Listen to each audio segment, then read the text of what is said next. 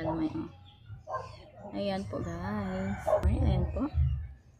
Ayan. Mapan po natin. Pabisa. Ayan po.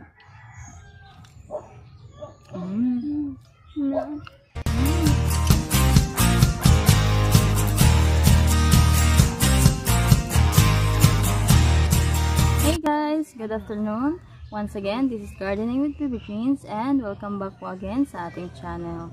For today's video po ay magluluto po tayo ng kalamay. Kaya tara guys, samahan niyo po ako kung paano pa natin ito lutuin. Tara. Po, dito po ay magsagag muna tayo ng mani. Meron po tayo ditong 1/8 na mani.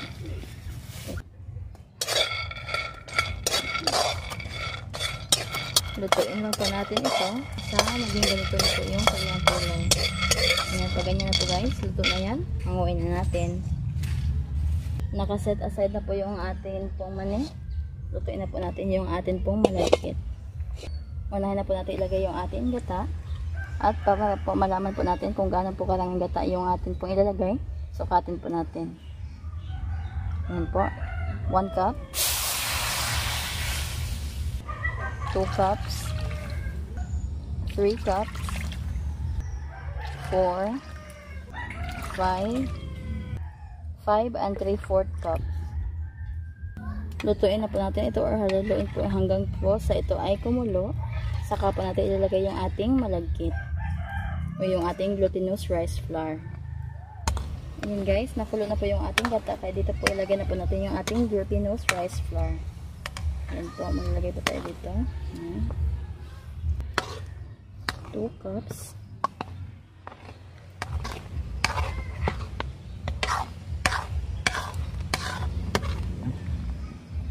Sa 5 and 3/4 po na cup po ng gata, maglagay po tayo ng 2 cups po ng glutinous rice flour. Haluin lang po natin ito continuously.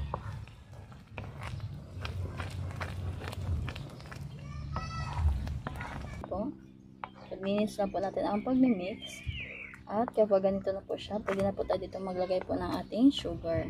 And dito po mag-add po tayo ng 1 cup po ng muscovado sugar.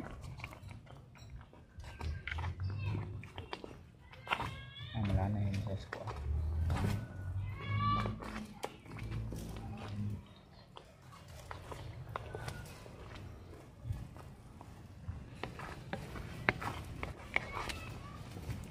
Mag-a-add din po tayo dito ng 1 cup rin ng brown sugar.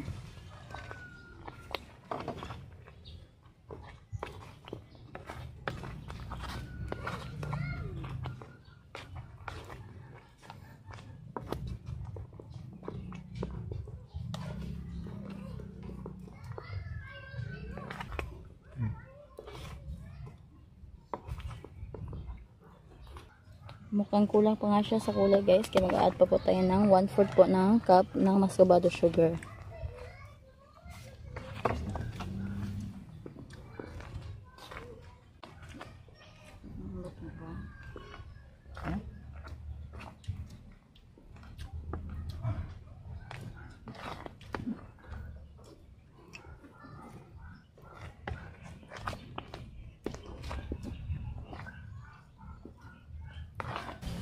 At para naman po mas maging mabango po yung ating kalamay, mag-a-add din po tayo dito ng vanilla. Ayan.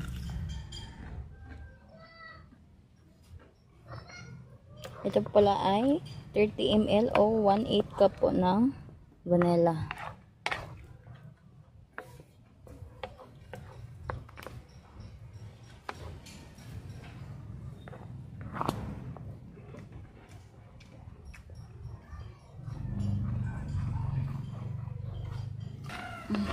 Ayan, continuous lang po ang paghahalo guys.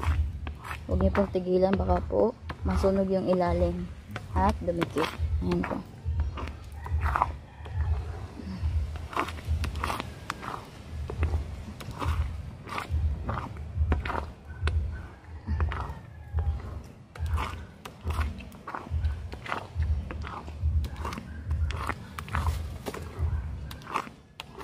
Malamin po natin pag luto na po ito, pag medyo malagkit na po yung texture po nitong atin pong kalamay.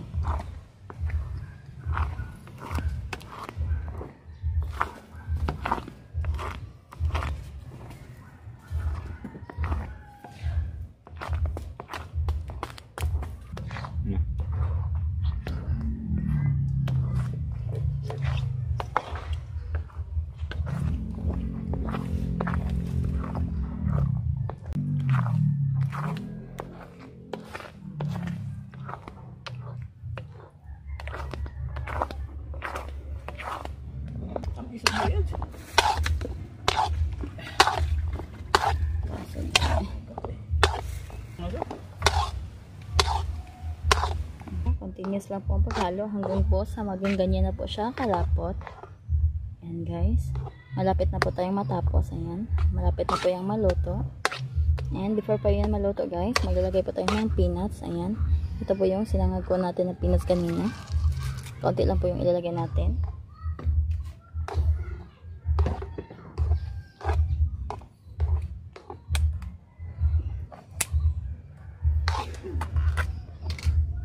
At para naman po pambabalance po ng lasa, maglalagay po tayo ng margarine. Ayan po guys.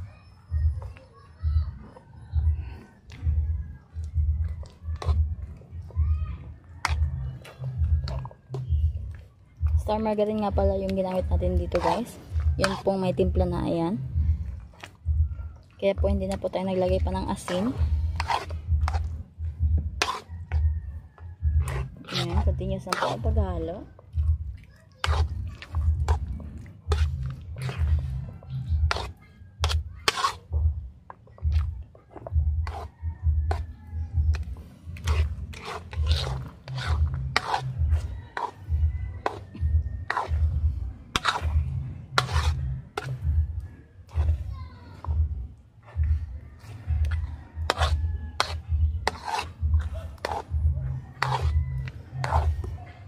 Po guys, oh. Yan po yung atin po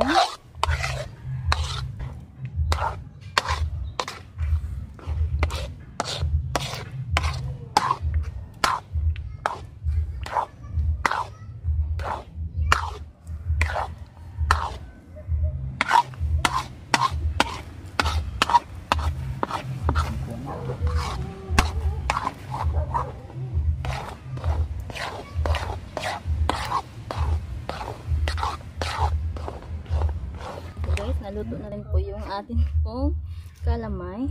Ito na po siya. Ayan guys. Naluto na po yung ating kalamay. Okay, isali na po natin ito sa ating malalagyan. Ayan, nag-ano na rin po pala dito ng bagol guys. Maglalagay po tayo dito para lang pong kalamay po sa buhol. Ayan guys. Ayan. Ayan po.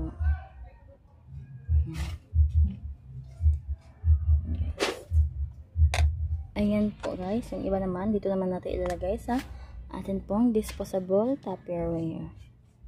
Ayan po. Pakasarap po itong ating kalamay guys. Tamang-tama lang po yung lasa.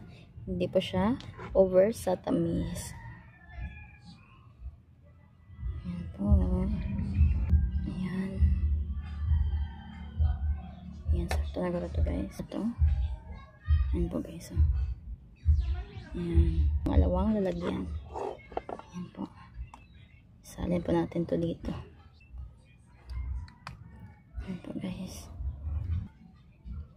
Ayan po. Guys.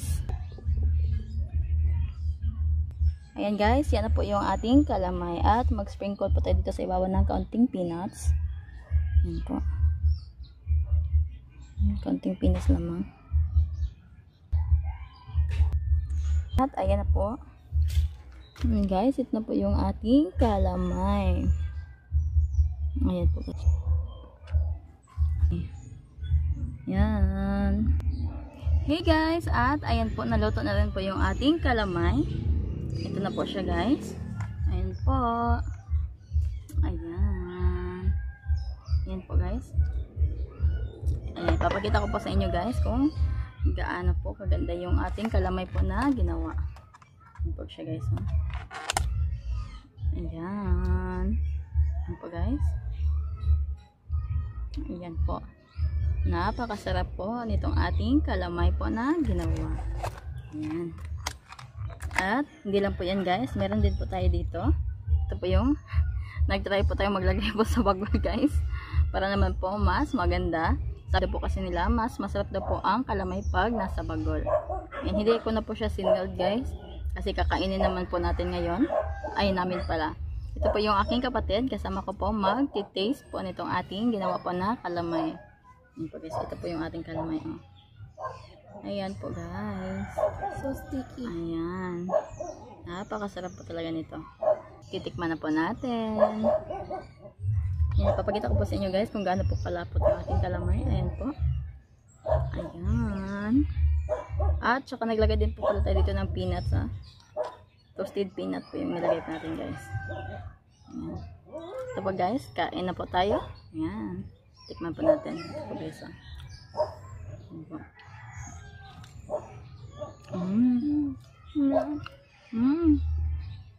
Masarap. Promise guys. Walang halong birot po. Masarap po talaga siya.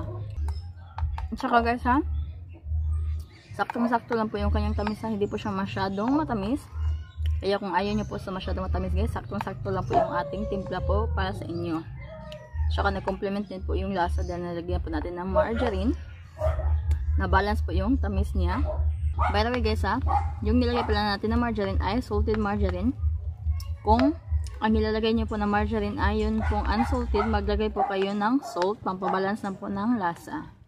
Ayan po. Ayan, kain po tayo. Nandito pala tayo dito sa garden guys. Dito kasi tayo nagluto ng ating calamay. Ayan guys, medyo umulan. Umambon po siya. So kahit umambon, ayan, kain pa rin po tayo.